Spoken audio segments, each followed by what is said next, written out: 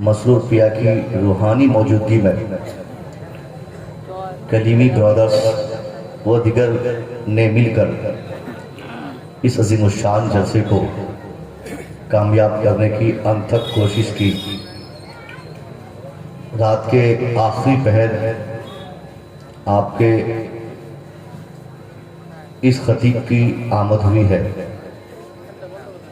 میں جانتا ہوں کہ یہاں اسپیس کم ہے، جس کی بنیاد پر بہت کم لوگ بیٹھے ہیں، یا پھر حضور چلے گئے یہاں سے تو بہت سارے لوگ سمجھے کہ اب یہاں سے جانے میں بھلائی ہے۔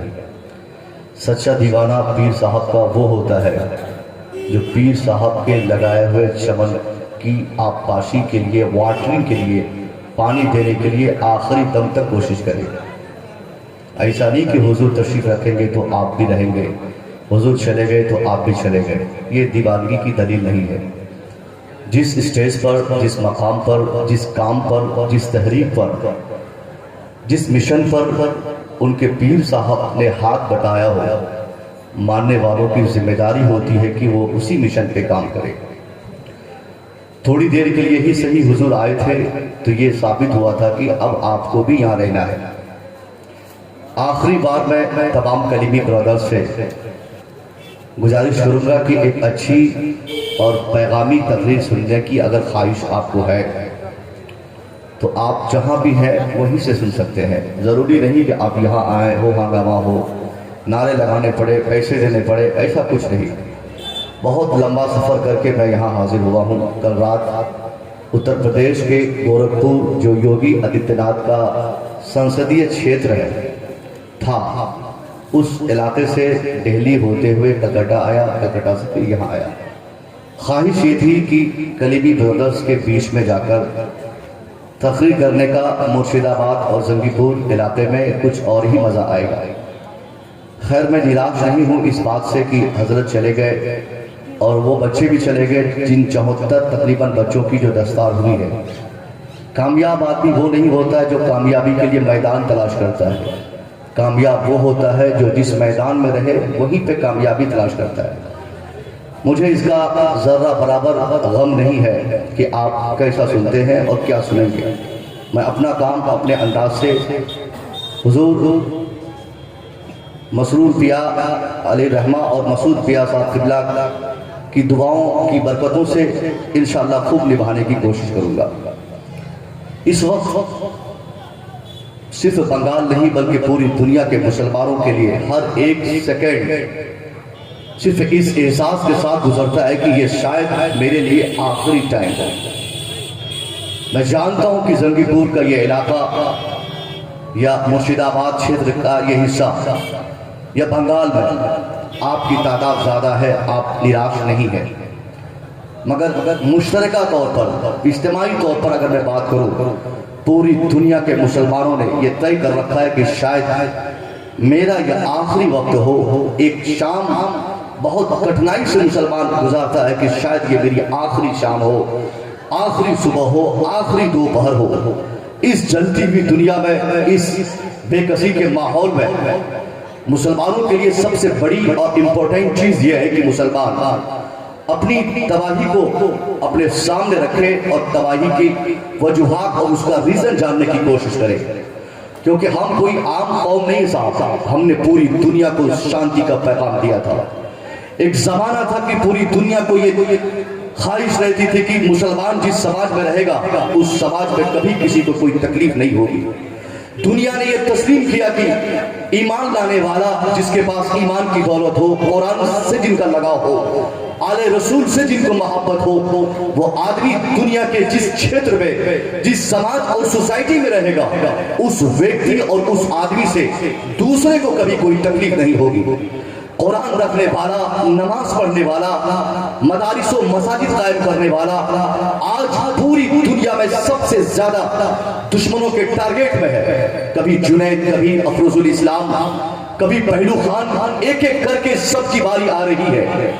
ऐसे में हम अगर अपने कान में तेल डाल के सोए रहे, एक दिन आएगा कि हम ही पहलू खान बनेंगे, हमारा बच्चा जुनैद बनेगा, हम में से कोई अफरोजुल इस्लाम बनकर वो किसी दुश्मन का शिकार बनेगा। अब बात तो देखिए करने लगा हूं, अगर हम मुसलमान हैं, ईमान के 1,00,000 हिस्सों में से एक हिस्सा भी हमारे दिल में है, तो हमको सबसे पहले अपनी जिंदगी का टारगेट अपने सामने लाना होगा।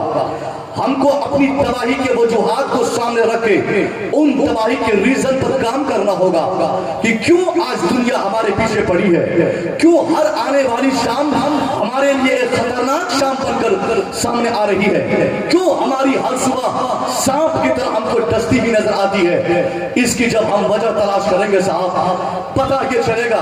आज इस पूरी दुनिया के मुसलमानों की बात कर रहा हूं, मुसलमान चाहे जंगीपुर का हो या कलकत्ता का, मुसलमान चाहे कलकत्ता का हो या पटना का, मुसलमान चाहे पटना का हो या चेन्नई का, मुसलमान चाहे हिंदुस्तान का हो या पाकिस्तान का, मुसलमान चाहे बांग्लादेश का हो या ईरान का, मुसलमान चाहे जापान का हो या जर्मन का, पूरी दुनिया के 140 करोड़ से ज्यादा मुसलमानों की आबादी के इस वक्त का किरदार अगर देखा जाए, मुसलमान 1-2 नहीं, 1,000 नहीं, लाखों की तादाद में बटे हुए नजर आते हैं। ये कहते हुए हमको बहुत अच्छा लगता है कि हम रज़वी हैं, वो कलीमी है, वो अशरफी है, वो कादरी है, वो चिश्ती है, वो नक्शबंदी है, और बड़े नारे लगते हैं। हाँ, 100% सच्चाई है कि हम कलीमी हैं और हुजूर मसरूर पिया से हम मोहब्बत करते हैं, हम रज़वी हैं, सरकार आला हज़रत से मोहब्बत करते हैं, हम चिश्ती हैं, सरकार गरीब नवाज से मोहब्बत करते हैं, हम कादरी हैं, गौसे आज़म से उल्फत करते हैं। बहुत अच्छी बात है, मगर यहाँ कौन आपको कह दिया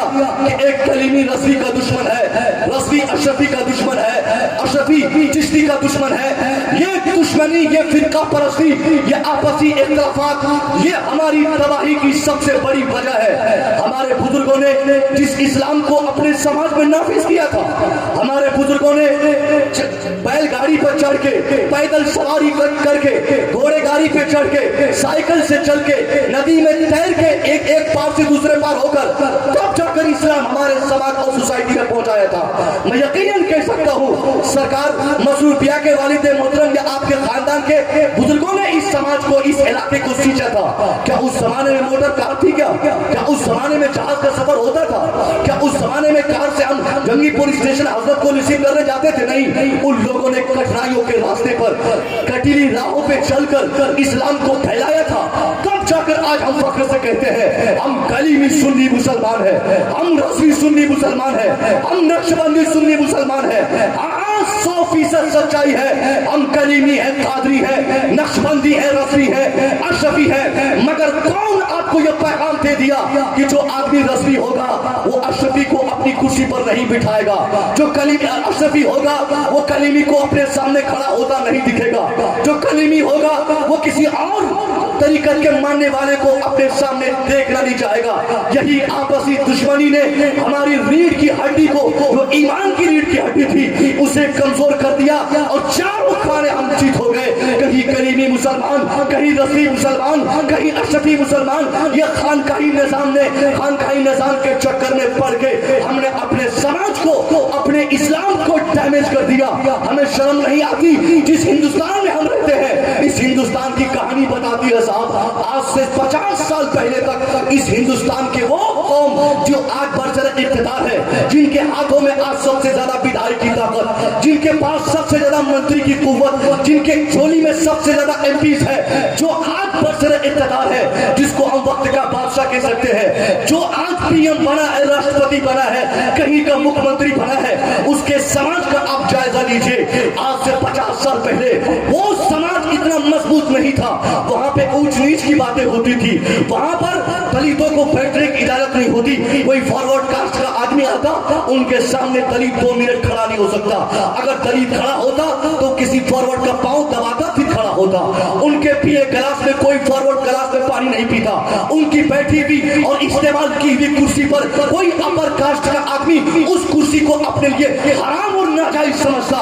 वो खतरनाक माहौल इसी हिंदुस्तान में था। वो लोग जिनके हाथ खुदा एक नहीं थे, जिनके पास अगर उनको पूछिए, अगर वो बंगाल के हो, उनको कहिए خدا ہے تو کسی اور دیوی کا نام بولے گا. بہاری کو پوچھئے, بہاری غیر مسلم کو, کون تیرا خدا ہے, وہ کسی اور شخصیت کو سامنے لائے گا. گجراتی کے سامنے کوئی اور آئے گا, ان سے پوچھے کہ تیرا خدا کون ہے, وہ کہے گا میرا خدا کوئی اور شخصیت ہے. یعنی جیسے سماج بدلتا ہے, ماحول بدلتا ہے, علاقہ بدلتا ہے, ملک بدلتا ہے, ان کے خدا بدل جاتے ہیں. ہر جگہ ہر زمانے میں جن لوگوں کے نزدیک جن کے خداؤں کی تعداد آج تک کوئی فکس نہیں ہو پائی. کوئی برہمن کہتا ہے 1 کروڑ کی تعداد پہ ہمارا خدا ہے, دوسرا برہمن آ کے کہتا ہے 5 کروڑ کی تعداد پہ ہمارا خدا ہے. یعنی خداؤں کی لسٹ ان کے گھروں میں اتنی لمبی چوڑی ہے. بلی کو, کھچڑ کو, گدھے کو, گوبر کو, پیشاب کو, کون سی ایسی چیز ہے صاحب, سانپ, بچھو, جس کو ان لوگوں نے خدا نہیں کہا ہو. یعنی درجنوں, لاکھوں, کروڑوں کی تعداد میں جن لوگوں نے خدا مان رکھا ہو, اپنے ہاتھ سے بنائے ہوئے معبود کو خدا کہنا, اپنے ہاتھ کے بنائے ہوئے مٹی کے پتلے کو خدا کہنا, ان کا سماج آج چیک کیا جائے وہ منظم سماج تیار کر چکا ہے. وہ لوگ ایک جٹ ہو چکے ہیں, وہ لوگ یونائٹڈ ہیں, وہ لوگ متحد ہیں. آج ان سے پوچھا جائے بنگالیوں کا خدا الگ ہوتا ہے, مگر بنگالیوں کے غیر مسلم اور بنگال کے غیر مسلم اور بہار کے غیر مسلم دونوں کے خدا الگ الگ ہے, مگر مشن دونوں کا ایک ہے, تحریک دونوں کی ایک ہے, انٹینشن دونوں کا ایک ہے, ارادہ دونوں کا ایک ہے, مشن دونوں کا ایک ہے. اب ان مشن پہ وہ لوگ کام کر رہے ہیں. نتیجہ کیا نکلا, حالات کو سمجھا گیا, ماحول دیکھا گیا, حالات کو جانچا گیا. آج سے 50 سال پہلے جن کے سماج میں دلت کو عزت نہیں ملتی, جن کے سماج میں دلت کو سب سے زیادہ پچھڑا اور سب سے زیادہ ذلیل سمجھا جاتا, مگر ان لوگوں نے انہی دلتوں کو گلے لگانا شروع کیا, ان سے محبت کرنا شروع کیا. آج وہ لوگ یونائٹی کی طاقت کو دکھاتے ہوئے ہندوستان جیسی عظیم الشان سرزمین کا سب سے بڑی کرسی کا وہ قابض ہے, سب سے بڑی کرسی پر بیٹھ کر آج سارے ہندوستانیوں کا حاکم بنا ہوا ہے. میں پوچھنا چاہوں گا یہ طاقت کس چیز کی ہے؟ یہی تو اتحاد کی طاقت ہے صاحب, یہی تو یونٹی کی طاقت ہے صاحب. یونٹی کی وجہ سے پورے ہندوستان میں آج اس کا سکہ چل رہا ہے, پورے ہندوستان میں آج وہ ایک ہے. کون ایک ہے؟ جن کے خدا الگ تھے وہ آج ایک ہے. مگر میں ایمانداری سے آپ سے پوچھنا چاہوں گا, مسلمان چاہے بنگال کا ہو, بہار کا ہو, اتر پردیش کا ہو, جرمن و جاپان کا ہو, ملیشیا ہو, انڈونیشیا کا ہو, امریکہ کا ہو, یا دنیا کے کسی ملک کا, کسی حصے کا, کسی خطے کا مسلمان ہو, مسلمان کا ملک الگ ہو سکتا ہے, مسلمان کا سماج الگ ہو سکتا ہے, مسلمان کا زبان الگ ہو سکتی ہے, مسلمان کی تہذیب الگ ہو سکتی ہے. یعنی بنگال کا مسلمان بنگالی بولتا ہے, بہار کا مسلمان ہندی بولتا ہے, گجرات کا مسلمان گجراتی بولتا ہے, کینیڈا کا مسلمان کینیڈین بولتا ہے. یعنی جگہ کی تبدیل, جگہ کے چینجنگ کے اعتبار سے مسلمانوں کی زبان بدلتی ہے, تہذیب بدلتی ہے, تمدن میں اختلاف پایا جاتا ہے. مگر مسلمان ہونے کی وجہ سے اگر کسی ایک مسلمان سے, چاہے وہ ساؤتھ افریقہ کے جنگل میں پہاڑ کے نیچے اگر وہ رہتا ہو, ان سے پوچھا جائے او از یور گاڈ, کون تمہارا خدا ہے, مسلمان اگر ہوگا تو جواب یہی دے گا, چاہے بنگال کا ہو یا بہار کا, اتر پردیش کا ہو یا جرمن کا, جاپان کا ہو یا ملیشیا کا. مسلمان اگر ہوگا ان سے پوچھا جائے کس نے تجھے پیدا کیا, کون تجھے کھلاتا ہے, کون تیری پروٹیکشن کرتا ہے, سیدھا جواب ہوگا ربی اللہ, میرا رب اللہ ہے.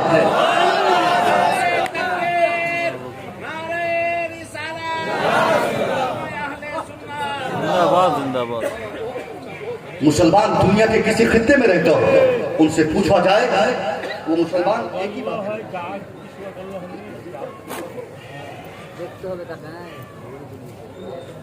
مسلمان ہونا چاہیے. مسلمان ہونے کی بنیاد پر, مسلمان ہونے کی بنیاد پہ سب کا جواب ایک ہوگا کہ اللہ میرا رب ہے. جب اللہ میرا رب ہے, اللہ نے مجھے پیدا کروایا ہے, اللہ ہماری پروٹیکشن فرماتا ہے. جب اللہ کے ماننے کی وجہ سے ہم ایک ہو سکتے ہیں, تو کیوں آج ہم آپسی اختلافات میں پڑے ہیں صاحب؟ ایک ہی راستہ جینے کا ہے کہ ایک مصطفیٰ کے ہم ماننے والے ہیں, ایک قرآن پر ہمارا ایمان ہے. جب قرآن ایک, نبی ایک, اللہ ایک, مذہب ایک, تو ارادہ کیوں الگ الگ ہو گئے؟ سیدھا مطلب یہ ہے کہ اگر ہم کو جینا ہے تو کم سے کم ہم کو اپنے دشمنوں سے سیکھنا ہوگا. جن کے نزدیک جن کے خداؤں کی تعداد آج تک ایک نہ ہو سکی ہے, وہ لوگ آج ایک پلیٹ فارم پہ نظر آ گئے, اور ہم ایک اللہ کے ماننے والے ہزاروں پلیٹ فارم پہ نظر آ رہے ہیں. سیدھا بچنے کا راستہ ہے قرآنی فارمولا سماج میں نافذ ہو. قرآن کیا کہتا ہے اس پر عمل کیا جائے. ہمارے پیر صاحب کیا کہتے ہیں اس سے بہت زیادہ مطلب نہیں ہے. ہمارا قرآن کیا کہتا ہے ہم کو اس سے مطلب ہے، ہمارا اسلام کیا کہتا ہے ہم کو اس سے مطلب ہے، ہمارا مذہب کیا کہتا ہے اس سے ہم کو مطلب ہے ہمارا، کیونکہ آج کل کے ایسے بھی الحمدللہ ہم تو ایسے آپ اور ہم ایسے پیر کے ماننے والے ہیں جنہوں نے آج اس زمانے میں بھی اس پرفتن ماحول میں بھی 54 سے زائد مدارس کھول رکھے ہیں۔ 54 سے زائد مدارس کی سرپرستی کرنا صرف لوگوں کو مرید نہیں بنایا ہے بلکہ 54 سے زائد مدارس کی سرپرستی کروا کر ہزاروں کی تعداد میں طلبہ کے کھانے پینے اور ہزاروں کی تعداد میں اساتذہ کے پڑھانے کا انتظام کرنا گویا یہ اس بات کی دلیل ہے کہ ہمارے پیر صاحب کا دماغ یہ کہتا ہے کہ قوم کو بچانا ہے تو قوم کے ہر بچے کو تعلیمی ادارے سے جوڑنا ہوگا، ان کے بچوں کو حافظ قرآن بنانا ہوگا۔ مگر آج کے بھی ماحول میں صاحب ایسے ایسے جھولا چھاپ پیروں کو ہم نے دیکھا ہے، ڈیلی شام جلسے میں ہماری بیٹتی ہے، ہم لوگ دیکھتے ہیں پیر صاحب اپنا کام چلانے کے لیے بہت چیزیں ہیں، مگر قوم کیا کر رہی ہے، قوم کی حالت کیسے بدل رہی ہے، قوم کہاں تباہ ہو رہی ہے، اس پر شاید و باید کسی خانقاہ کے پیر کی نظر پڑتی ہے، الا ماشاءاللہ۔ مگر اکثریت ایسے پیروں کی ہے جن کو یہ مطلب نہیں کہ ان کے مرید کیا کھائیں گے، ان کے مریدوں کے بچے کیسے جئیں گے، ان کے مریدوں کا ماحول اور ان کا سماج کیسے خوشگوار ہوگا، اس سے کوئی مطلب نہیں ہے۔ میری بات دور تو چلے گئی، میں کہنا چاہتا ہوں آج اگر ہم کو بچنا ہوگا تو ہم کو قرآن پاک کے قانون کو اپنے سماج میں نافذ کرنا ہوگا۔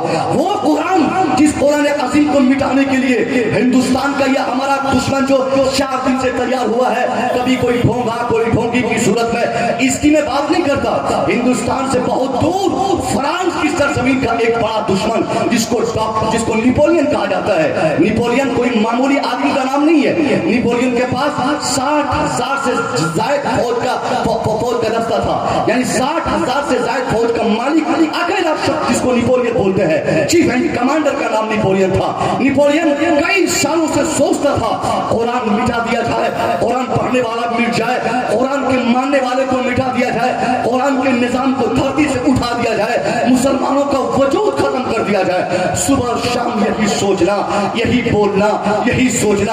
اچانک رات کے اندھیرے میں نیپولین جیسا شخص جب سوچتا ہے کیوں نہ اسلام مٹانے سے پہلے، اسلام کو تباہ کرنے سے پہلے اسلام کو پڑھ لیا جائے کہ اسلام کہتا کیا ہے، اسلام دنیا کو بتاتا کیا ہے، اسلام کا پیغام اور میسج دنیا کے لیے کیا ہے۔ یعنی نیپولین ایک پڑھا لکھا آدمی ہے، ہمارے دیش کے ان جاہل نیتاؤں کی طرح نہیں کہ رات کے 10 بجے اگر سمجھ میں آ جائے کہ کل سے 1000 اور 500 کے نوٹ بند ہونے چاہیے تو چپ چاپ میڈیا کو فون کرو، بلاؤ، کیمرہ چالو کرواؤ، اپنے چیمبر سے اعلان کر دو کہ بھائیوں بہنوں کل سے 500 اور 1000 کے نوٹ انویلڈ مانے جائیں گے، چلن سے باہر ہوں گے۔ یہ جاہلوں کا کام ہے صاحب کہ جب جو من میں ہوا وہ کر دیا۔ ایک دن پریکٹس کے لیے پریکٹیکل لاک ڈاؤن لگایا جائے، پھر 3 دن کے بعد 20 دن کا لگایا جائے، پھر 40 دن کا لگایا جائے۔ یعنی جاہل جب نیتا بنتا ہے اناپ شناپ فیصلہ کرتا ہے، جو من میں آتا ہے گوبر بھرا رہتا ہے، گوبر والا انسان گوبر دماغ میں رہے گا تو گوبر والا کام کرے گا۔ مگر نیپولین ایک پڑھا لکھا نیتا، ایسا ویسا نیتا نہیں، ایک پڑھا لکھا نیتا 60,000 کے فوج کا مالک، وہ چلتا تو 60,000 فوج ان کے پیچھے چلتی، وہ بولتا تو 60,000 لوگ خاموش ہو جاتے، وہ اٹھنے کہتا تو 60,000 لوگ کھڑے ہو جاتے۔ یعنی اتنی بڑی طاقت کا مالک بادشاہ کا نام، فرانس کے بادشاہ کا نام نیپولین ہے۔ نیپولین سوچتا ہے کسی فیصلے کو کرنے سے پہلے اسلام پڑھ لیا جائے، اسلام سمجھ لیا جائے، اسلام کو جھانک لیا جائے۔ چنانچہ اس نے اسلام پڑھنا شروع کیا، اسلام کے مطابق اسلام کے اوپر لکھی گئی کتابیں وہ منگایا، قرآن عظیم کو بھی پڑھا، قرآن پاک کے انگلش انواد کے چند نسخے اپنے مطالعے کے میز پہ رکھ کے دنیا فرانس کا بڑا نیتا نیپولین جب اسلام کا اسٹڈی شروع کیا، اسلام کو پڑھنا شروع کیا، پیغمبر اسلام کی بائیوگرافی کو پڑھا، قرآن پاک کے پیغامات کو پڑھا، اس کے بعد اپنے 4 یا 5 سالہ دشمنی کے کیڑے جو ان کے دماغ میں رینگ رہے تھے، ان سارے کیڑوں کو اپنے دماغ سے نکال کر پاؤں کے نیچے رونگتے ہوئے قلم اٹھاتا ہے، اپنے مطالعے کے میز پر رکھی ڈائری پہ لکھنا شروع کیا۔ وہ کہتا ہے I hope the time is not far off when I shall be able to unite all the wise and educated men from all countries of the world to establish a uniform based on the principles of Quran which alone are true, which alone can lead man peace and prosperity۔ ذرا غور سے سنیے گا، زنگی پور علاقے میں آئے ہوئے مسلمانوں اور اس کمیٹی والوں سے میری گزارش ہے، ذرا غور سے سنیے گا۔ رات کی آخری پہری بھلے مصوری کو آپ نے موقع دیا ہے، میں نے اپنا فوراً ارادہ چیز کیا، مجھے کچھ اور موضوع پہ کچھ गुफ्तगू करनी थी, मगर देखा कि हजरत है नहीं, दस्तारबंदी के बच्चे भी नहीं है, तो मौका गनीमत समझा, सोचा कुछ इस्लाही बातें हो जाए। जिस कुरान को आज तक हम पढ़े नहीं, सिर्फ बस में खाने के लिए हमने इस्तेमाल किया है, जिस कुरान अज़ीम को सिर्फ हमने तरावी में हाफिज जी के जरिए हम सुनते हैं, और वहीं तक का काम हमने कुरान को समझा है। हमने ये समझा है कि कुरान खाने के लिए है, तरावी के लिए है, दस में खाने के लिए है, उसको पढ़ के आदमी हाफिज कुरान बनता है। ये हमारी सोच है, मगर वो आदमी से पूछो जो कुरान कभी मिटाना चाहता था, मगर उस कुरान को जब पढ़ता है, पढ़ा अपनी सारी दुश्मनी को पांव के नीचे रोन कर क्या कहता है, I hope that time is not for when I shall be able to unique. वो कहता है मेरी आशा ये है, मेरी तमन्ना ये है, मेरी उम्मीद ये है, I hope that time is, बहुत जल्द ऐसा भी टाइम आने वाला है। कौन कहता है? नेपोलियन कहता है। यहाँ हिंदुस्तान का एक नेता, उत्तर प्रदेश का बेगरबाड़ वाला नेता कहता है 5 साल और दिया जाए, इनको भगा दिया जाएगा। कोई बोलता 10 साल दिया जाए, इनको खेत दिया जाएगा। कोई कहता है 2030 से पहले यहाँ पे एक भी कलमा पढ़ने वाला नजर नहीं आएगा। यानी ये जाहिल लोगों की बात है, मगर एक उम्मीद जताई है। फ्रांस का बादशाह नेपोलियन उम्मीद जाहिर करते हुए कहता है I hope the time is not for us. वो कहता है मेरी आशा है बहुत जल्द ऐसा वक्त आने वाला है, when I shall be able two unit, जब मैं इस काबिल बन जाऊं two unit all the wise and educated man from all countries of the world. वो कहता है जब मैं इस काबिल बन जाऊं कि दुनिया के तमाम पढ़े लिखों को, जाहिलों को नहीं, उनको उसकी बात आप फिर और कीजिएगा। वो क्या कहा, two unit all the wise and educated man from all countries of the world. वो कहता है दुनिया के तमाम पढ़े लिखों को एक प्लेटफॉर्म पे लाऊं। उसने पहले ही इंडिकेट कर दिया, पेशन गोई कर दी। वो जानता था कि दुनिया को बदलना है तो पढ़े लिखों को सामने लाना होगा, जाहिलों को सामने लाओगे तो दुनिया बर्बाद हो जाएगी साहब। इसलिए उसने कहा कि I hope the time is not for us when I shall be two unit all the wise and educated man from all countries of the world. उसने कहा दुनिया के तमाम ममालिक से सेलेक्टेड पढ़े लिखे लोगों को लेकर मैं एक छत के नीचे बैठ जाऊं। क्यों बैठूं? वो कहता है टू इस्टेब्लिश ए यूनिफॉर्म। कहता है कि मैं पूरी दुनिया को संभालने के लिए एक कानून बनाना चाहता हूं। आपकी बीवी तो मेरी नजर से अगर देखा जाए तो अच्छी है, मगर हमारा वाला उसका कोई ठिकाना नहीं। हमारा ताल्लुक बिहार से है, ससुराल उत्तर प्रदेश में है इत्तेफाक से, तो हमारे ससुराल वालों का भी कोई ठिकाना नहीं है, हमारे वालों का भी ठिकाना नहीं है। दीदी का तो ठीक ठाक चल रहा है, मगर आज पूरे हिंदुस्तान में एक कानून की बात चल रही है। सुने कि नहीं आप लोग?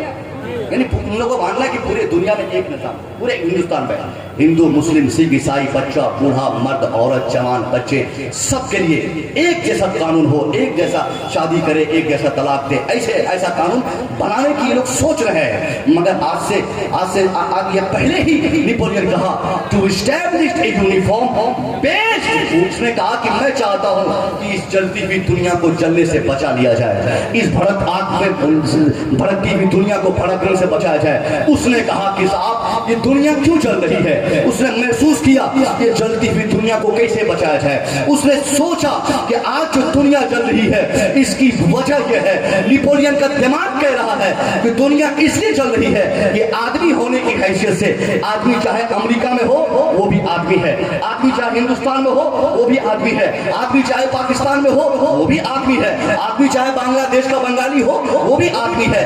बसूफ हैसियत इंसान दुनिया के जिस मुल्क में वो रहता हो सब एक है और सबके अंदर जान है, सबको कान है, सबको हाथ है, सबको बहन बेटी है। उसने कहा आदमी होने की हैसियत से जब दुनिया के हर मुल्क का आदमी एक है तो उनका कानून क्यों अलग है? वो कहता है हिंदुस्तान वासियों के लिए अलग कानून है, पाकिस्तानियों के लिए अलग निजाम जिंदगी है, अफ्रीकन के लिए अलग कानून है, अमेरिका में रहने वालों के लिए अलग सिविलाइजेशन है, अलग तहजीब है, कनाडा में रहने वालों के लिए अलग संविधान है। वो कहा यही तो पूरी दुनिया की तबाही की वजह है कि आदमी होने की वजह से हिंदुस्तान में रहने वाला है वो भी एक है, पाकिस्तान में रहने वाला वो भी वही है, अफगानिस्तान में रहने वाला वो भी वही है। वो कहा जब आदमी होने की सूरत में दुनिया का हर आदमी آدمی ایک ہے تو ان کے جینے کا قانون الگ کیوں ہو, ان کے رہنے کا قانون الگ کیوں ہو, ان کے کھانے کا قانون الگ کیوں ہو, ان کی شادی کا قانون الگ کیوں ہو, ان کی زندگی کی ترقی کا قانون الگ کیوں ہو, ان کی سویلائزیشن کا سنویدھان الگ کیوں ہو.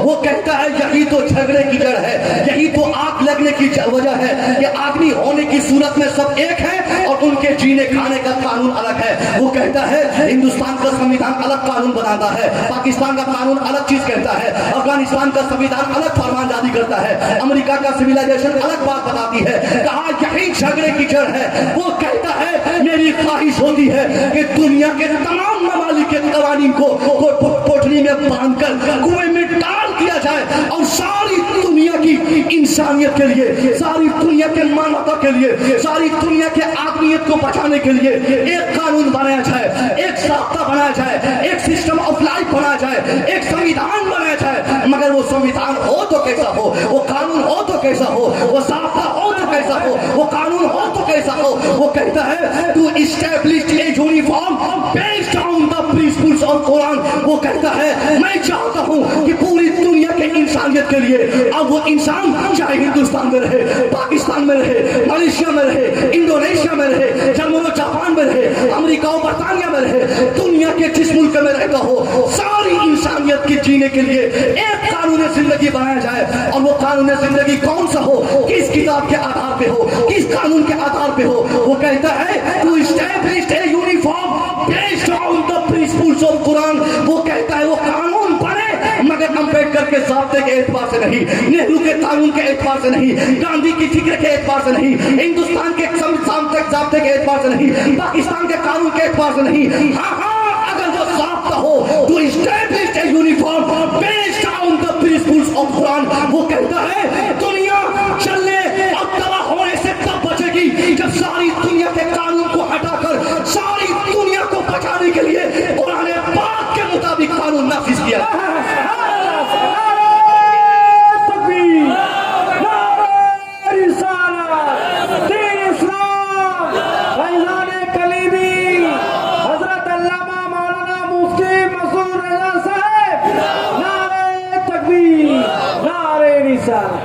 بہت خوب.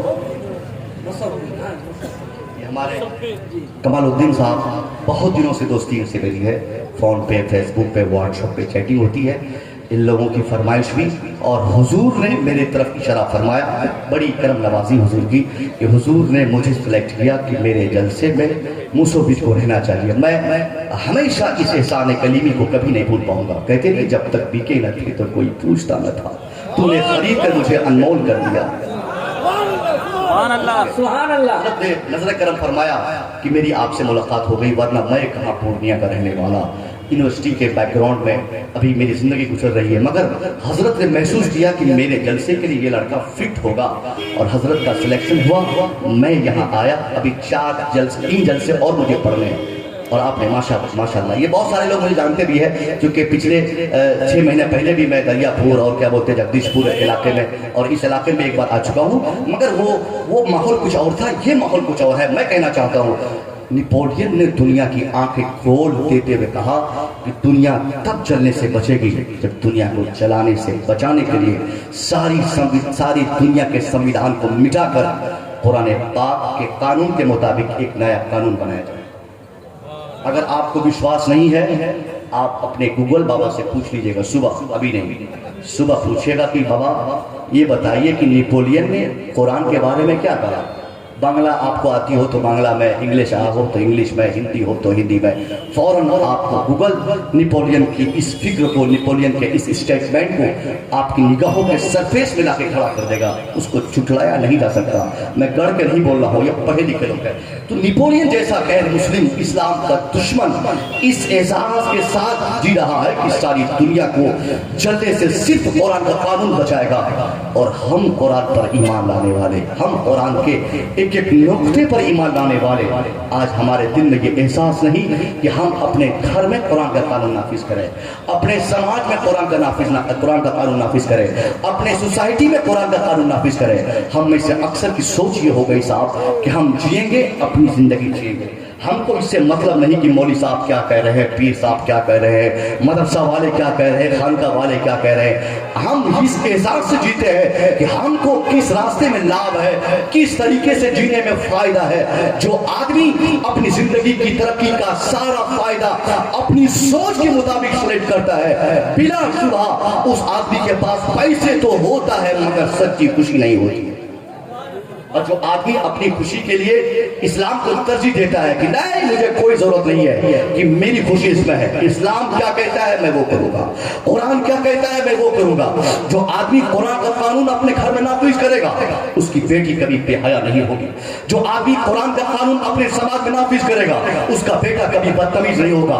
آج اس کلیمی ماحول میں کہنا چاہوں گا ہر آدمی دیوانہ ہے سرکار مسعود پاک کا، سرکار مسعود پیا کا، مگر میں پوچھنا چاہوں گا وہ سرکار مسعود پیا، وہ سرکار مسعود پیا جن کی خلوت بھی محبت رسول اللہ میں گزرتی ہے، جن کے جلوت بھی محبت رسول اللہ میں گزرتی ہے، مگر ہم میں سے کتنے ہیں جو حضرت کے نقش قدم پہ چلتے ہیں؟ سامنے اگر حضرت کے سامنے ادب سے ہم کھڑے ہو گئے تو ہونا بھی چاہیے، کیونکہ اولاد رسول کے سامنے ادب بجا لانا یا ان کے پیٹھ پیچھے بھی ادب بجا لانا ہمارے اوپر کمپلسری اور ضروری ہے، لازم ہے۔ مگر ادب کا تقاضا یہ صاحب کہ ہم ان کے کردار پہ بھی عمل کریں، ان کی زندگی پر ہمارا عمل ہو۔ کل میدان محشر میں ہمارا رب ہم میں سے کسی کو بلا کر یہ نہیں پوچھے گا کہ تم کلیمی تھے کہ نہیں، رضوی تھے کہ نہیں، اشرفی تھے کہ نہیں، قادری تھے کہ نہیں۔ ہاں اگر ہمارا رب ہم میں سے ہر ایک کو پوچھے گا تو یہ ضرور پوچھے گا کہ تم جس خانقاہ سے جوڑے تھے اپنے آپ کو، جس خانقاہ سے تیری نسبت تھی، جس خانقاہ سے تم نسبت دکھاتے تھے، اس خانقاہ والوں کے کردار پہ تمہارا کتنا عمل تھا، مسعود پیا کی زندگی پر تمہارا کتنا عمل تھا، مسعود پیا کی زندگی اور کردار پر تمہارا کتنا عمل تھا۔ ہماری زندگی کو گھمایا جائے تو ہماری زندگی میں کہیں بھی ایسا نہیں ہوگا کہ ہمارے پیر صاحب کی زندگی پر پورا عمل کرتے ہو، نہیں صاحب، یہ ہماری کامیابی کی دلیل نہیں۔ ہم اگر اپنے پیر صاحب کو کبھی دیکھے نہ دیکھے ایک بار مرید ہو جائے اور زندگی بھر ان کے کردار پہ ہم عمل کرتے رہیں تو 50 بار دیکھنے سے بہتر ہے کہ پیر کے کردار پہ عمل کیا جائے۔ سبحان اللہ، بہت خوب۔ پیر صاحب کو دیکھنے سے بہتر ہے ان کی زندگی پہ عمل کیا جائے کہ ان کی زندگی کیسے گزرتی ہے، وہ کیسے نماز پڑھتے ہیں، وہ کیسے خلوت میں عبادت کرتے ہیں، وہ کیسے اللہ کرتے ہیں، انہوں نے کیسے اپنے بال بچوں کی پرورش کی ہے، ان کے پیچھے کیوں زمانہ بھاگتا ہے، وہ جب کمرے سے باہر آتے ہیں تو لاکھوں کی تعداد میں لوگ پیچھے ہو جاتے ہیں۔ آخر یہ مقبولیت، یہ شہرت اور یہ برتری ان کو کیسے مل گئی؟ یہ راز جاننے کی کوشش کرے، یہ کلو جاننے کی کوشش کرے کہ تاکہ ہم کو بھی اللہ ایسی زندگی عطا فرمائے جہاں ہم پیسے کی بنیاد پر یہ اپنی ترقی نہ سوچے، ہم اسلام کی بنیاد پر اپنی ترقی سوچے۔ اسلام کیا کہتا ہے، اسلام کیا بتاتا ہے، اسلام کس طرح زندگی جینے کا راستہ ہمارے لیے ہموار کیا ہے۔ جو مسلمان اپنی زندگی جینے کا راستہ صرف اسلام سے مانگتا ہے وہ آدمی جھوپڑ پٹی میں بھی رہتا ہے تو سچی خوشی اللہ عطا فرماتا ہے۔ اور جو آدمی صرف پیسے کی بنیاد پر خوشی چاہتا ہے، صرف دولت کی بنیاد پر خوشی چاہتا ہے، صرف گاڑی، مال، دکان، کھیت کھلیان اور پراپرٹی کی کے آدھار پہ وہ اپنی خوشی چاہتا ہے، آپ سمجھ لیجئے اس کو وہ چیز مل جائے گی مگر سچی خوشی نہیں ملے گی، کیونکہ خوشی تو اسلام دیتا ہے، خوشی تو اللہ کے نبی کے فرمان پہ چلنے کی وجہ سے اللہ کا فرماتا ہے، خوشی تو اولاد رسول سے محبت کی بنیاد پہ اللہ کا فرماتا ہے، خوشی تو امام حسنین کریمین کی شہادت کے بعد اور شہادت کے مطلب کو سمجھ کر ان کی زندگی پر عمل کرنے سے اللہ کا فرماتا ہے۔ مگر ہم میں سے شاید و باید ہمارا بچہ ایسا ہوگا جو ان چیزوں کو سمجھتا ہوگا۔ آج ہمارا سماج چل رہا ہے، اس چلتے ہوئے سماج میں سب سے زیادہ ضروری ہے کہ ہم قرآن کا قانون نافذ کریں، اسلام کا قانون نافذ کریں، اسلام کا پاک ہم بھی پڑھیں، اپنے بچوں کو بھی پڑھائیں۔ جو باپ خود اسلام سمجھتا نہیں اور وہ باپ یہ سوچے گا کہ میرا بیٹا اسلام سمجھ لے، نہیں ہوگا۔ ارے پہلے آپ سمجھو اسلام، آپ مسجد جاؤ 5 وقت نماز پڑھ لیں، پہلے آپ نماز پڑھو، آپ کی نماز دیکھ کر آپ کی اولاد بھی نماز پڑھے۔ 5 دن، زیادہ نہیں، 5 دن ایک باپ لگاتار اپنے بیٹے کو نماز پڑھنے کے لیے جگائے، 5 دن جگائے اور 6واں دن اس باپ کے لیے اتنی اچھی خوشخبری دے کر اس کا بیٹا کھڑا رہے گا کہ 5ویں دن وہ بیٹا 4 بجے اذان سے پہلے باپ کے تکیے کے پاس جگانے کے لیے کھڑا رہے گا۔ لیکن باپ پہلے جگا کے تو جائے، बेटा उठो, नमाज का टाइम हो गया है। बेटा एक दिन उठेगा, बिस्तर छोड़ेगा, फिर सो जाएगा। दूसरा दिन छोड़ के नीचे उतरेगा, लोटा पकड़ेगा, फिर छोड़ के वापस बिस्तर पे आएगा। तीसरा दिन मस्जिद के दरवाजे से जाके वापस आएगा। यानी धीरे धीरे अगला कदम बढ़ाता हुआ रहेगा। 5 दिन के बाद छठी सुबह को उसका बेटा नमाज फजर की अजान से पहले बाप के तकिए के पास जगाने के लिए खड़ा रहेगा। बाप इस पे अमल करेगा।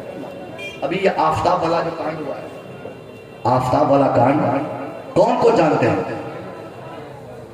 अरे आफताब नाम का एक लड़का, गर्चे फर्जी नाम हो, गर्चे फर्जी नाम हो, जो हाईलाइटेड नाम है मैं वही बोल रहा हूँ, दोष उसका नहीं है। मैं मानता हूँ आफताब का मामला जिस लड़की के साथ था, उस लड़की के घर वाले को अपनी बेटी के ताल्लुक से खबर नहीं थी कि मेरी बेटी कहाँ है। मगर आफताब का बाप कितना बड़ा जिम्मेदार था, उसके बाप को तो ये सोचना चाहिए मेरा बेटा कहाँ है। जो बाप अपने बेटे को तमीज नहीं सिखा सकता, जो बाप अपने बेटे की तरबियत नहीं दे सकता, वो बाप जान जाए कि मेरा बेटा आने वाले वक्त में आफताब का भी बाप बनेगा। इससे पहले कि हमारा बेटा दुनिया के सामने जलील और खार हो जाए, हम अपने बेटे की ऐसी तरबियत करें कि हमारा बेटा डॉक्टर, इंजीनियर, IAS, IPS बने ना बने, एक अच्छा इंसान जरूर बन जाए। जहां बाप खुद उसको फुर्सत नहीं, बाप को खुद टाइम नहीं, बाप खुद कभी चाहता नहीं कि मेरा बेटा अच्छा बने, तो उसका बेटा जालिम बनेगा, उसका बेटा जल्लाद बनेगा, और उसका बेटा, उसके बेटे की जुर्रत इतनी बढ़ जाएगी वो अपने बाप को पीटने तक तैयार रहेगा, और पीटता ही है। बहुत सारे बाप की शिकायत है कि हजरत मेरा बेटा मुझे पैसा नहीं देता, मेरा बेटा कमा के नहीं खिलाता, मेरा बेटा बुढ़ापे में मेरा सहारा नहीं बनता। बिना शुबा वो लड़का नादान है, गलती कर रहा है। मगर मैं उस बाप से पूछूंगा कि अब्बा हुजूर, आपने तरबियत के टाइम पे आपने कितना टाइम अपने बेटे को दिया था? जब अपने बेटे को, बच्चे को की तरबियत करनी थी, क्या आपके पास वक्त था? आप तो ताश खेल रहे थे, आप जुए के अड्डे में थे, आप ताड़ी पी के कहीं घोलटे हुए थे, आप शराब पी के कहीं घूम रहे थे। तो जब तरबियत दिलानी रहती है उस वक्त बाप को इसकी फिक्र नहीं रहती है, और बाप अभी रोना रोता है कि मेरा बेटा मुझे नहीं मानता। सबसे बड़ा काम है तरबियत दिलाना। आलिम, हाफिज, कारी, IAS, IPS, DM, कलेक्टर और डॉक्टर, इंजीनियर, ये सारी चीजें अलग चीज है। हर बाप चाहता है मेरा बेटा पढ़ ले। इस समाज में शायद कोई होगा जो सोचता होगा कि मेरा बेटा नहीं पढ़े। पियक्कड़ आदमी भी चाहता है कि मेरा बेटा पढ़े। हमने देखा कि नशे पे बोलता है, अपने बेटे को पूछता है, अरे हाई स्कूल पढ़ने गया था तू? यानी नशे की हालत में भी अपने बेटे को पूछता है कि वो पढ़ने गया था कि नहीं गया था। आज इस जमाने में आदमी अपनी कमाई का 80% अपने बच्चों की तालीम पे खर्च करता है। बहुत अच्छा संदेश है समाज के लिए, मगर सिर्फ तालीम पे खर्च करने से कुछ नहीं होने वाला। सिर्फ तालीम पे खर्च करने से कुछ नहीं होने वाला है। हर बाप सोचता है कि मेरा बेटा IAS बन जाए, IPS बन जाए, डॉक्टर बन जाए, इंजीनियर बन जाए, हेडमास्टर बन जाए, प्रोफेसर बन जाए। हाँ, जो बनाना हो अपने बेटे को आप बनाइए। मगर मैं चैलेंज देके कहता हूँ, जो बाप सिर्फ अपने बेटे को IAS, IPS, डॉक्टर, इंजीनियर बनाना चाहेगा, वक्त के तकाजे में उसका बेटा डॉक्टर बन जाएगा, मगर शैतान डॉक्टर बनेगा। इंजीनियर बनेगा मगर बेईमान इंजीनियर बनेगा। आलिम भी बनेगा मगर इनकम्प्लीट आलिम बनेगा। तब क्या करना होगा?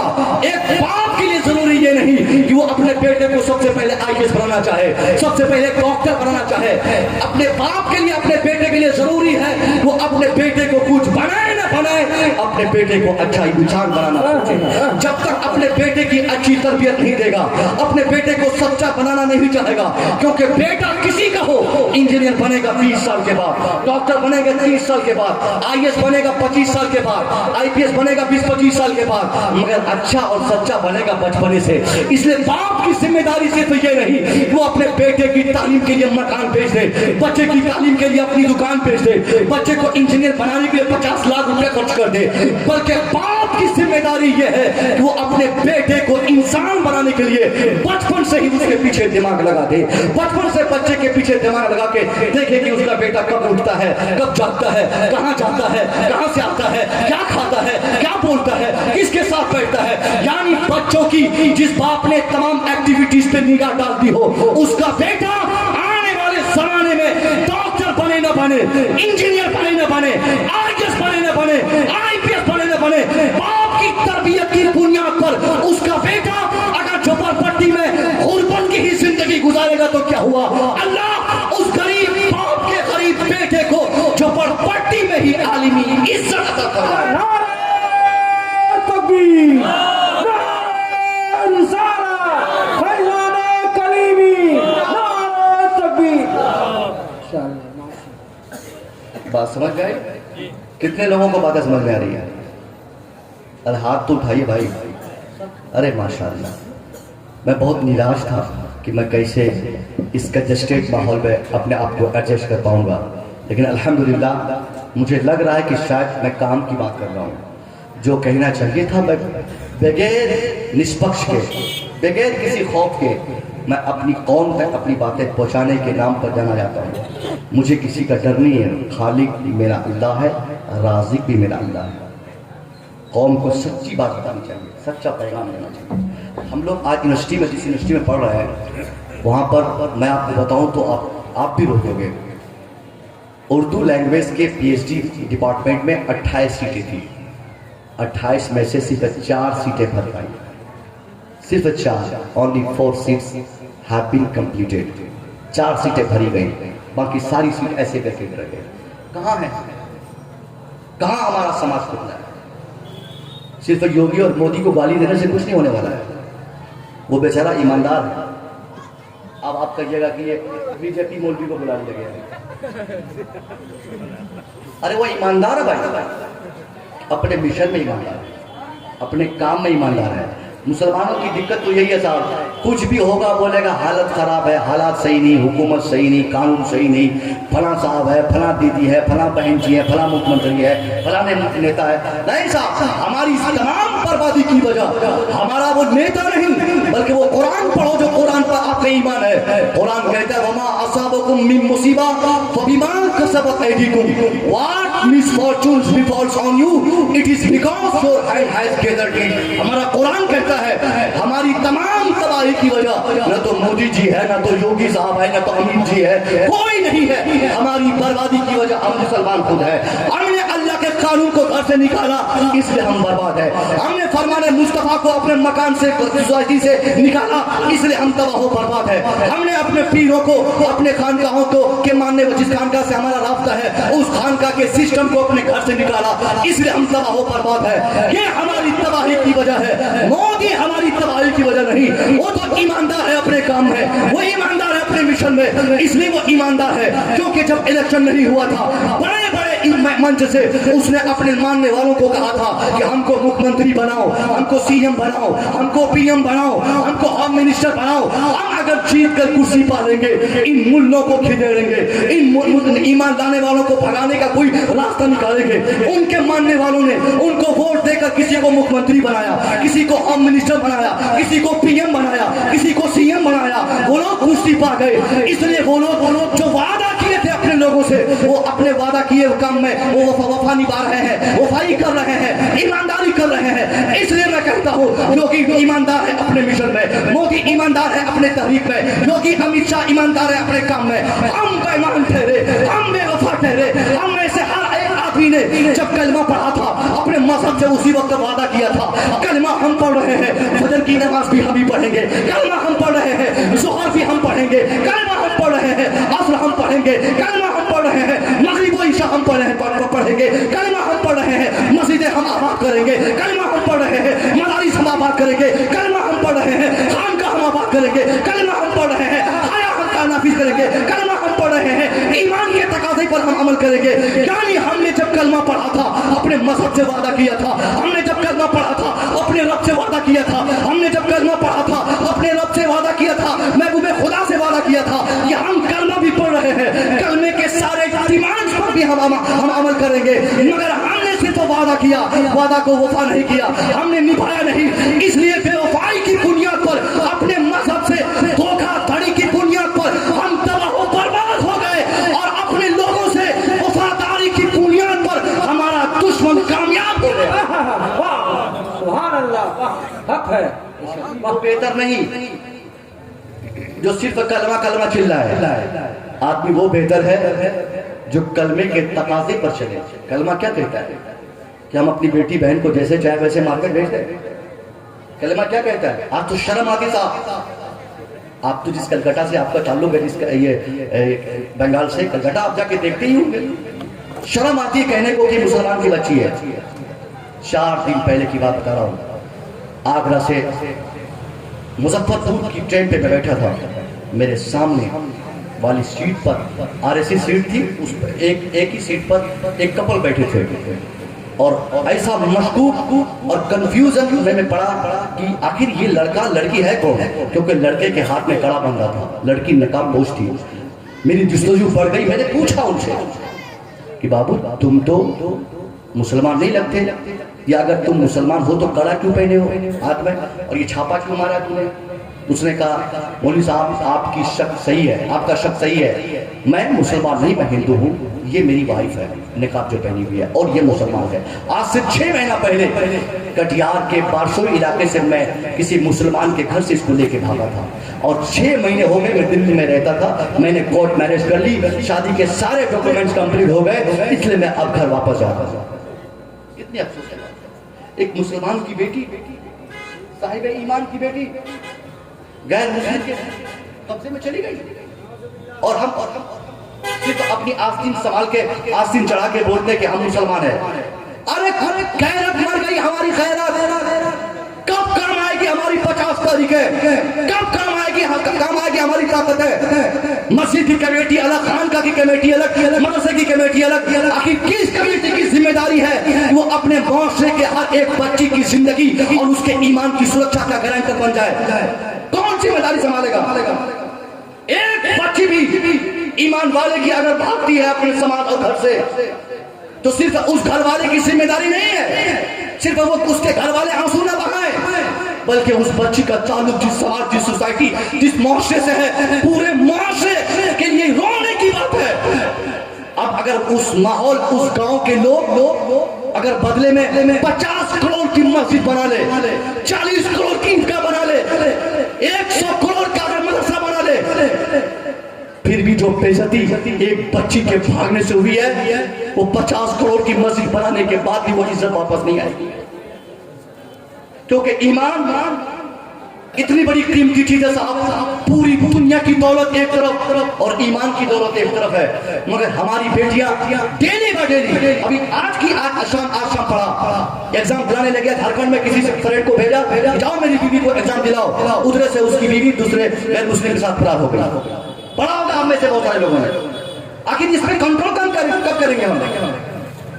अगर आपके पास ईमान है तो सिर्फ आपकी जिम्मेदारी ये नहीं कि बिरयानी खाए, मुर्गा खाए, पुलाव खाए, सो गए, जुम्मा के दिन नमाज पढ़ लिए, ईद के दिन नया कपड़ा सिला लिए। नहीं साहब, नहीं, ऐसे चलने वाला नहीं काम।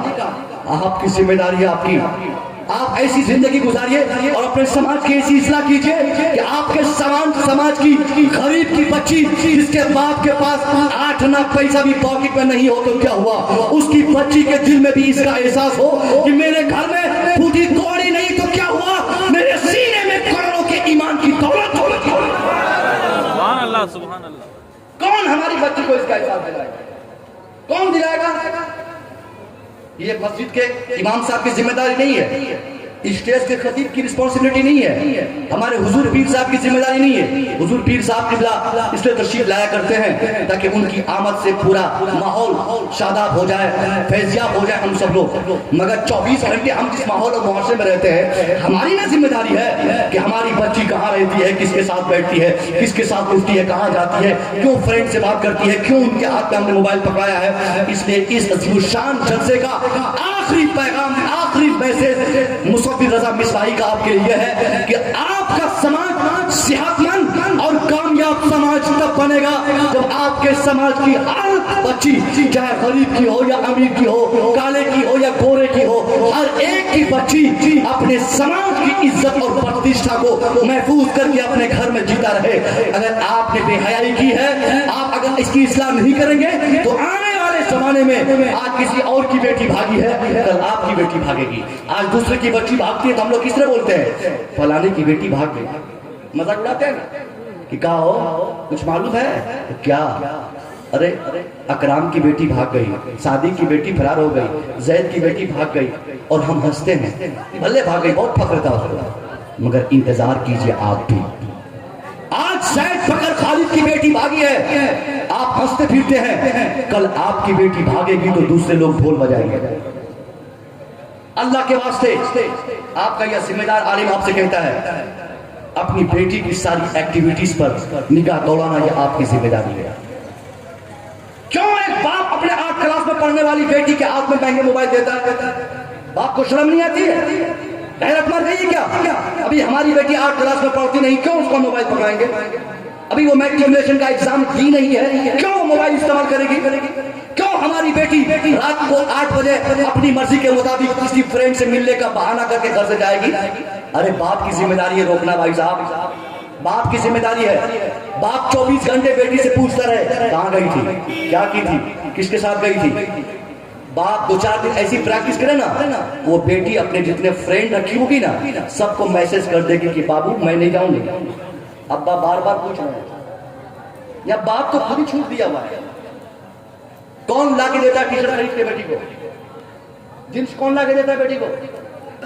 مودی جی لا کے دیتے ہیں کیا؟ کوئی آفر ہے کیا یوگی کا کہ مسلمانوں کی بچیاں ٹی شرٹ پہن لو، جینس پہن لو؟ یہ تو آپ کی بیٹی کر رہی ہے نا، یہ تو ہمارے بیٹے کر رہے ہیں، تو اس کی ذمہ داری ہماری ہے. سمجھ گئے؟ اس لیے اپنی بچیوں کو ایک ایسا نفیس اور ستھرا کپڑا دیجیے اور ایک ایسی اچھی سوسائٹی دیجیے جہاں آپ کی بچی کسی کا محتاج نہ رہے، اور آپ کی بچی کو دیکھ کر پھر واپس غیروں کی بچیاں کہنے لگے کاش میں بھی مسلمان کی بیٹی ہوتی تو میرے بدن میں بھی اسی طرح حجاب ہوتا، میں بھی مسلمان کی بیٹی ہوتی تو میرے سماج کے لوگ بھی میری عزت ایسے ہی کرتے، میں بھی مسلمان کی بیٹی ہوتی تو میرے معاشرے کے لوگ بھی ایسی عزت کی نگاہوں سے دیکھتے. اس لیے ہماری ذمہ داری ہے بچی جس کی بھی ہو ان کو عزت کی نگاہوں سے دیکھیں. ہم دوسروں کی بچیوں کو اچھی نگاہ سے دیکھیں گے، دوسروں کی بہنوں کی عزت کریں گے، دوسروں کی بیٹیوں کی عزت کریں گے. اللہ ہماری بیٹیوں کی عزت کی محافظت پردے سے فرمائے. اور اگر ہم دوسروں کی بچوں کو دیکھ کے سیٹیاں بجائیں گے، دوسروں کی بہنوں کو پریشان کریں گے، تو یاد رکھا جائے ہماری بچی ہماری بہن کو بھی پریشان کرنے کے لیے کوئی کھڑا رہے گا. توبہ کیجیے آپ لوگ، سارے لوگوں سے میں مطالبہ کروں گا اگر آپ کے دل میں سرکار مسعود ملت کی محبت اور سرکار مسعود پیا کا احترام آپ کے دل میں ہے، مذہب اسلام کے ہم ماننے والے ہیں، سنی حنفی کلیمی آپ ہیں، سچے کلیمی ہیں، تو اس پورے معاشرے کے تمام لوگوں سے میں درخواست کروں گا کھڑے ہو کر میرے بات کی تعریف کرے کہ حضور آپ نے جو کہا ہے سچ کہا ہے. آج کے بعد میری بیٹی ڈیسائیڈ نہیں کرے گی کہ وہ کون سے کپڑا پہنے گی، میری بیٹی طے نہیں کرے گی کہ وہ کیا پہنے گی، میں طے کروں گا کہ میری بیٹی میری بیوی کیا پہنے گی. کھڑے ہو کر میری بات کی تعریف کیجیے، کھڑے ہو کر تعریف کیجیے میری بات کی. بولیے انشاءاللہ آپ کی بیٹی آپ کے حساب سے کپڑا پہنے گی، آپ کی بچی آپ کے اعتبار سے کیا کہیں جائے گی. ماشاءاللہ. بیٹھیے بیٹھیے. 100% نعرہ تکبیر، نعرہ رسالت، نعرہ حیدری، حضرت علامہ مولانا بشیر الحسن صاحب قبلہ، نعرہ تکبیر.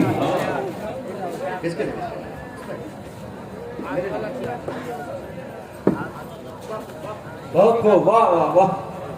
میری باتیں سمجھ میں آئی آپ کو؟ بھائی صاحب دیکھیے درد جو ہوتا ہے نا کبھی کبھی درد سے پوری رات روتا ہوں کہ ہماری 1 گھنٹے کی 50 گھنٹے کی تقریر سے کیا فائدہ. اگر ہماری قوم نہ سمجھے نہ سمجھے 50 لاکھ جلسے میں درد ہو جائے. اور اگر ایک بھی آدمی کا شعور بیدار نہ ہو سکے کہ وہ اپنے ماں باپ کی خدمت کیسے کرے. آج ہر گھر کی کہانی بول رہا ہوں میں، ہر گھر کا باپ کہیں نہ کہیں اپنے بیٹے سے دکھی ہے. کسی کا 25% ہے تو کسی کا 10% ہے اور کسی کا 100% ہے. آخر یہ پرابلم کیسے سولو ہوگا؟ اے بچوں، لڑکوں، نوجوانوں، آپ سے میری گزارش ہے. آپ بہت بولتے ہو نا کہ میرا باپ میرے لیے کیا کیا، اکثر بیٹا بولتا ہے کیا کیا آپ نے میرے لیے. بیٹا آپ کو بولتا ہے کیا کیا آپ میرے لیے. شرم نہیں آتی؟ تجھے پیدا کیا یہ کیا کم ہے؟ تجھے بولنا سکھایا یہ کیا کم ہے؟ تجھے چلنا بتایا یہ کیا کم ہے؟ ارے زندگی بھر تو اپنے باپ کا پاؤں دبائے گا نا، تو ایک شام کی تکلیف جس شام کو تیرا باپ تجھے ہاسٹل میں چھوڑ کے گھر جاتا ہے اس شام کو جو باپ رات کی تنہائی میں اپنے بیٹے کی جدائی میں جو اپنے دل سے روتا ہے، اس شام کی تکلیف کے بدلے اگر ایک بیٹا پوری زندگی باپ کا پاؤں دبائے تو وہ اس کے مقابلے میں کچھ نہیں کر سکتا۔ ہم بھی باپ ہے کسی بیٹے کا۔ ہم جب پہلی شام کو اپنے بیٹے کو ہاسٹل میں چھوڑ کے گئے تھے نا، تو بار بار اپنی اہلیہ سے کہہ رہے تھے کہ صبح من کر رہا ہے کہ جا کے لے آئیں، لیکن وہ درد سہ کے رہا۔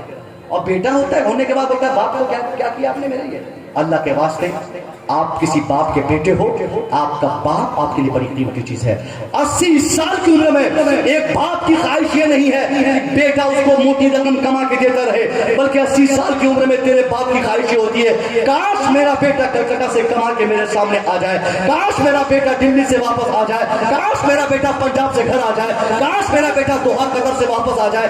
یعنی عمر کی آخری پڑاؤ میں ایک باپ کی تمنا ہوتی ہے کہ میں اپنے بچوں کو دیکھ دیکھ کے زندگی کو الوداع کہوں، مگر بیٹا ہے 3 سال سے باہر رہتا ہے، ایک دن بھی فون کرنے کی فرصت نہیں، باپ کی خیریت معلوم کرنے کی فرصت نہیں، باپ دوائی کھایا کہ نہیں یہ جاننے کی فرصت نہیں۔ اللہ کی قسم ہے میرے نوجوانوں، اگر آپ کا باپ آپ سے ناراض ہے اور آپ کلکتہ میں کسی کمپنی کے مالک ہے، دلی کے کسی فیکٹری کے آپ ٹھیکیدار ہے، آپ سعودیہ میں 50 لاکھ روپے مہینہ کماتے ہیں، آپ کا باپ آپ سے ناراض ہے، آپ کے 50 لاکھ کی کمائی میں اللہ آپ کو خوشی عطا نہیں فرمائے گا۔ آپ کی خوشی کا راز اس میں ہے کہ آپ 5000 ہی مہینہ کماؤ، رکشہ چلا کے کماؤ، دھان کاٹ کے کماؤ، مزدوری کر کے کماؤ، اس 5000 کی رقم کو اپنے باپ کے قدم ناز پر لا کر 1 لاکھ کو رکھ کے تو دیکھ لو، جس دن جس باپ نے اپنے بیٹے کی ایک ماہ کی کمائی کو اپنے پاؤں کے نیچے دیکھ لے گا، وہ باپ دعا کرے گا اے اللہ میرا بیٹا کتنا اچھا مزدوری کر کے 5000 کما کے میرے پاس لایا ہے، اے اللہ میرا بیٹا کلکتہ میں چوراہے پہ رکشہ چلا کر 5000 میرے قدموں میں لایا ہے، اے اللہ یہ غریب باپ بوڑھا باپ اپنے جوان بیٹے کی کمائی کے لیے برکت کے لیے دعائیں خیر کر رہا ہے، وہ باپ تیرے لیے دعا کرے گا، تو 5000 کمائے گا مگر اللہ 5000 میں برکت 50000 کی عطا فرمائے گا۔ حدود مسعود میاں کا دامن، حدود المیاں کا دامن، نعرہ تکبیر، نعرہ رسالت۔ میری باتیں بہت دور تک چلی گئی، ہمارے خطیب بھی آ گئے، وقت بھی کافی ہو گیا ہے، شاید میں نے 3-4 موٹی موٹی باتیں جو آپ تک کہی آپ سمجھ لو گے۔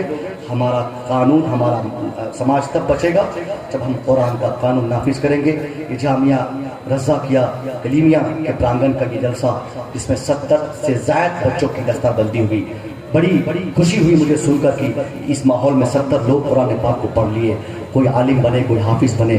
یقیناً آپ کا پیسہ کامیاب ہو گیا، آپ کے پیسے نے کسی ایک کو حافظ قرآن بنایا ہے، آپ کے پیسے نے کسی کو عالم دین بنایا ہے۔ اور یاد رکھیے مسلمانوں، آپ کی خوشی کے لیے بول رہا ہوں، اگر آپ میں سے کسی ایک نے بھی 1 روپیہ بھی جامعہ رضاکیہ کے لیے، کلیمیہ کے لیے اگر آپ نے جامعہ کے لیے دیا ہے تو یاد رکھیے صرف جو حافظ قرآن ہے وہی جنت نہیں جائیں گے، یا ان کا باپ صرف جنت نہیں جائے گا۔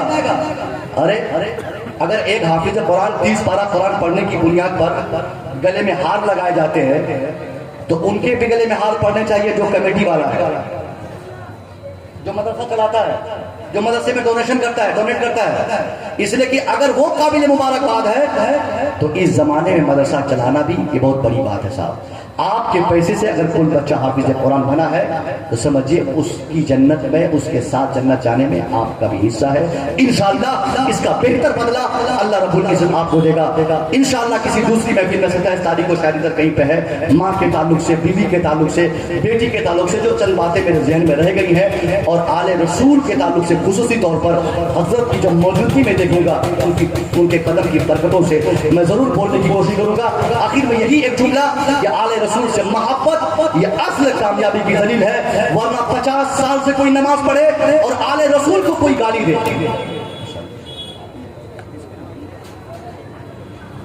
آل رسول کو اگر کوئی گالی دیتا ہے، آل رسول سے نفرت کرتا ہے، آل رسول سے محبت نہیں کرتا، 50 سال کی نماز اللہ اس کے چہرے پہ مار کے کہے گا مردود کہیں گے یہاں سے تو نماز پڑھتا رہا اور میرے نبی کی بچوں سے تو محبت نہیں کرتا تھا، بغض رکھتا تھا، اس لیے اس کی نماز قابل قبول نہیں ہوگی۔ اور ایک وہ آدمی جو نماز بھی پڑھے گا اور آل رسول سے محبت بھی کرے گا، کل میدان محشر میں حساب کتاب کے بعد اللہ کے جنت کے تمام دروازے اس کے لیے کھول دیے جائیں گے. جہاں جدھر سے جانا چاہتا ہے جنت میں گھس جا. ہم خوش قسمت ہے کہ ہمارے ہاتھ میں رسول کا دامن ہے. دعا ہے مولا تبارک و تعالیٰ اس مختصر ترین محفل میں جن لوگوں نے شرکت کی اور جیسے بھی حصہ جن لوگوں نے لیا, اللہ سب کی حصہ داری کو قبول فرمائے. استغفر اللہ ربی من کل ذنب و اتوب الیہ. السلام علیکم.